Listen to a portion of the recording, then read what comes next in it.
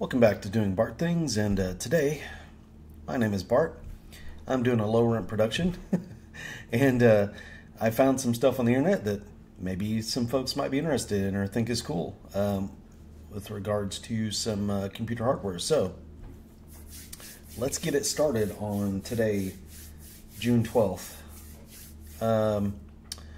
First item up for a look is the really cool display that Gigabyte found. This is from FSP, I believe, or I think it was in their Computex booth. This is a stealth tubing water block, and if we have a look, what is really just, I think, cool about it is if you look up the top, no tubing. Look at the side, obviously no tubing. It's right up against a memory stick. I don't know why only one memory stick is on. Gigabyte pointed that out. It's interesting. No tubing at the bottom. Obviously the sides, like it's just all down on there. He started looking around and found that if you look real closely, you can see the ends of the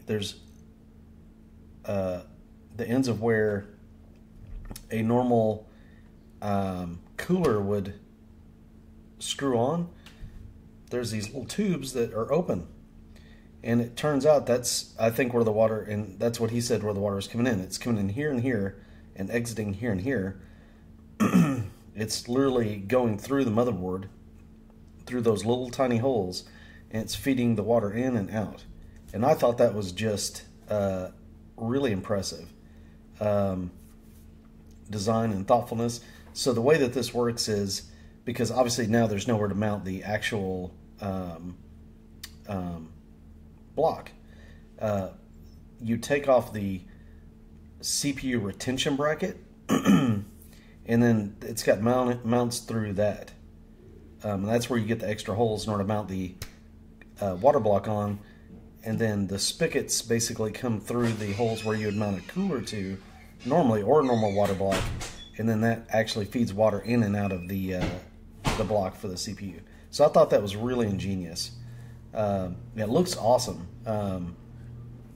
So you could actually fit this into a place where the area around the motherboard is pretty tight, as demonstrated here, and you could get a custom water cooling loop in there.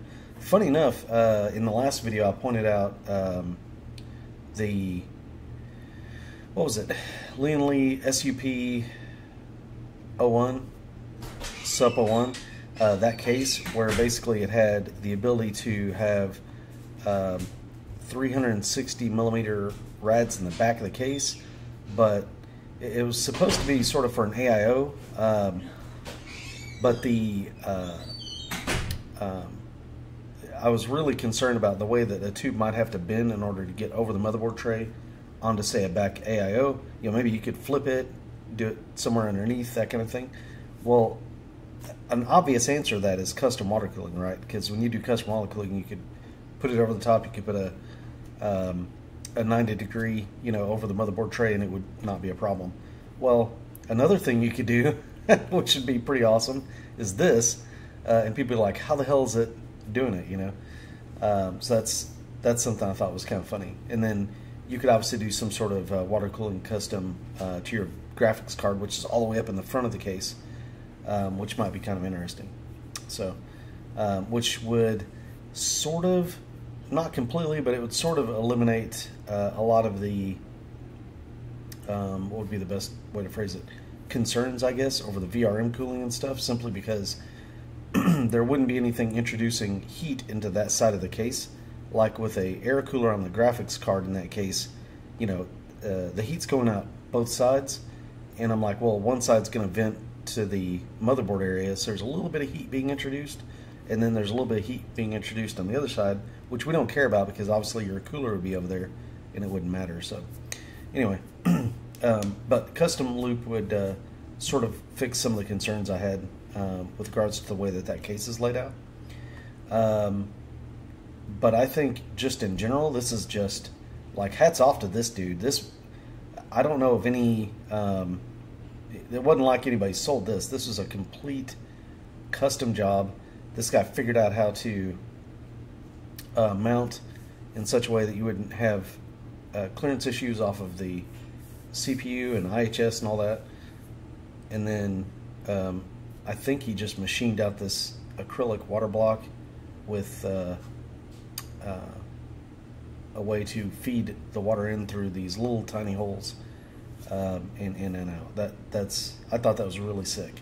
That he pulled that off. No idea how well it performs. It may not perform super well because that's a pretty big restriction. That's a tiny little surface area, or tiny little area to be pushing water through. Maybe because it's both of these, he could get some decent flow going, maybe. Don't know, but I thought it was really cool. I just want to point that out. This is Der Bauer's video. This genius water block has no connectors, is what that's called. It does have connectors, I'm guessing, but it would be on the back, basically. But I don't know what that looks like, obviously. It'd be awesome if somebody were able to do a teardown of this. I would love to see that. If somebody somewhere has either like a build video or a teardown of this being created, that'd be pretty cool. I probably would make a video just about that. Next item. I'll try to keep this video to the point and brief. If you own a Gigabyte motherboard, if you have built a machine recently or anytime recently at all with a Gigabyte motherboard, there's a really nasty kind of vulnerability that's potentially out there that could be taken advantage of. So I have a real problem with some of the software that these motherboard manufacturers are pushing on us, which sort of do some things that maybe one ought not to do. They do it sort of to make their lives easier, and it's kind of like, that may not be a best practice way of doing that. And in this case, in Gigabyte's case, like, it does it, and it doesn't even give you the option not to, which is bad. It's some of the, it's their update stuff, and Asus does this too, by the way. Asus has the Armory Crate, and if you don't want to use the Armory Crate, I have to go through here again, but I'm not sure. I think it is. I think there's, for both the Gigabyte board and the Asus boards, you literally have to go in, and there is an option to disable it in the BIOS. But if you don't disable it and then you install the software, it basically allows live interaction with your motherboard and their software, which the software then can connect to the site. And something that's bad is when local hardware has a way to be remotely accessed. It's just begging for trouble when you have some sort of thing like that. So, and there's not, what's really bad is there's no easy way to get rid of the updater. One way is to just block these sites if you have a Gigabyte board, and then it, you can't do it. But I would look and see if there's a way to disable something in the BIOS, and then go ahead and block those 3 sites if you want. I have had Gigabyte boards in the past, but it's been a while now. I don't know that I would suggest, I don't know if I'd suggest even messing with this. And it's about 270 boards, which I think are more recent boards, but that's a lot of models. That is a lot of models, especially when you consider like a generation typically has between 8 to 15 models usually. That's a couple of generations at least, or that's a number of generations that all kind of have this potential thing that could be a problem. So that was on WCCF, or I'm sorry, no, it was on Tweaktown. Gamers Nexus also has a video on this, but I would suggest, if you own a Gigabyte board, to disable that. I would suggest blocking these websites in your browser. or just period. Maybe even go to your router and block them.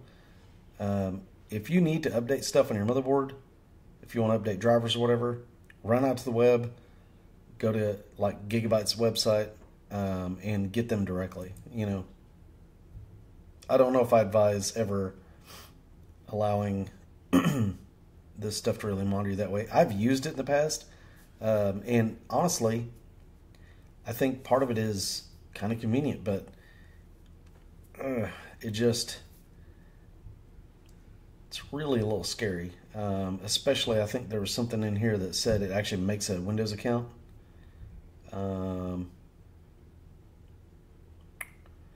It's a backdoor, like it's basically, for lack of a better way to put it, it's basically Gigabyte installing malware on your machine. That's literally what it is. It's literally, they are the ones who are installing the malware, and that's why this is just so not good, not cool. So anyway, yeah, Gigabyte buyers beware. Go look this up, and read through it. Take it for what you will. If you feel like this is something that you need to protect yourself against, then by all means. So just beware that the updater may not be your friend. Last thing I'll go over today, because this shocked me actually. I didn't realize they would do this. AMD's potentially planning to release a 5600 X3D. So this is last gen. This is a last gen CPU. And they're planning potentially to release an X3D version of it. So what does this mean? Well, we'll have to see. Obviously, the main question is, all right, what's the cost? I reckon, what are 5600 it's going for these days?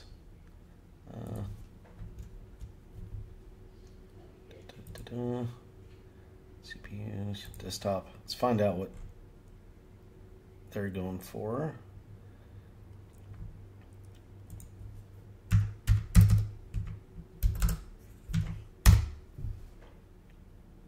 Okay, so 5600X goes for $175, say here. Well, could it be that it's going to release an X3D enabled part for $200?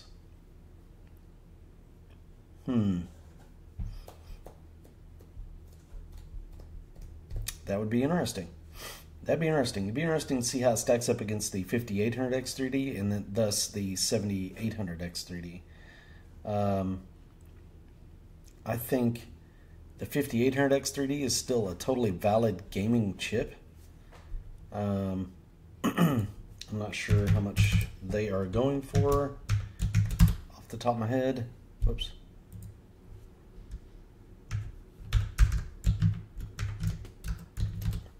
Sorry for the typey noises.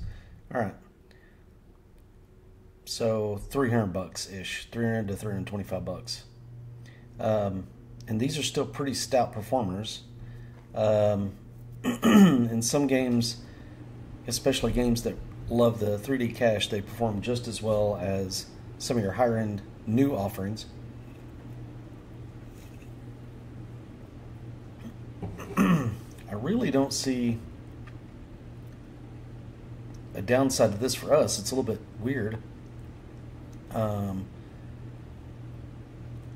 It also means that they could do a 7600 X3D if they desired to, which they probably don't.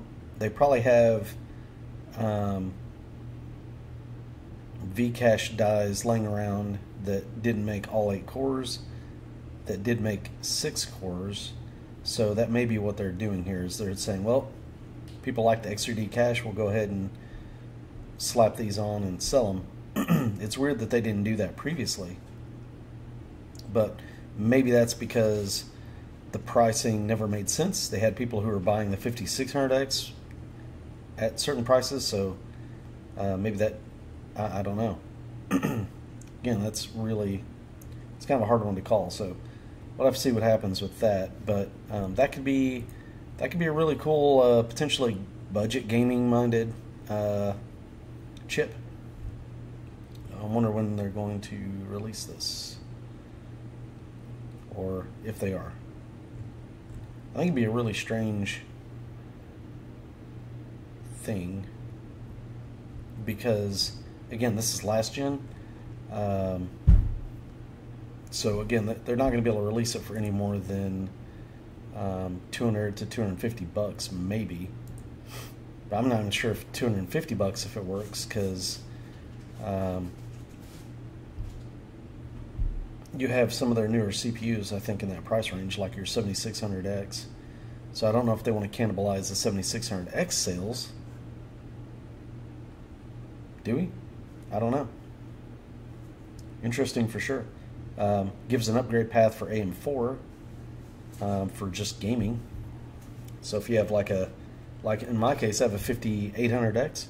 This might be a little bit of a lateral move, but it could be a move for me nonetheless if I just wanted a gaming machine, you know.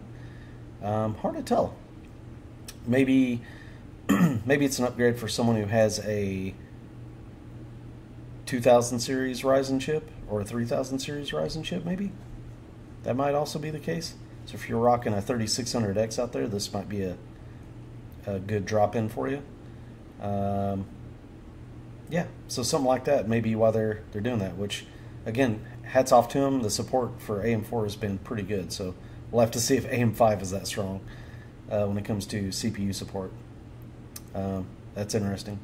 All right, well, guys, that's kind of sort of like the little bit of news today. That's going to be all I'm going to bring to you for now.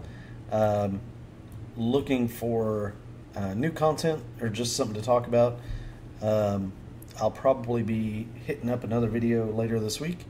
But until then, everyone have a really good week, good day, good all of that stuff. Take care of yourselves. If you've managed to suffer through me just mumbling about for 10 or 15 minutes, leave a like and subscribe maybe, and you can suffer through more later. Yep, I am a master of advertising. I'm just saying. All right, guys, we'll talk to y'all later.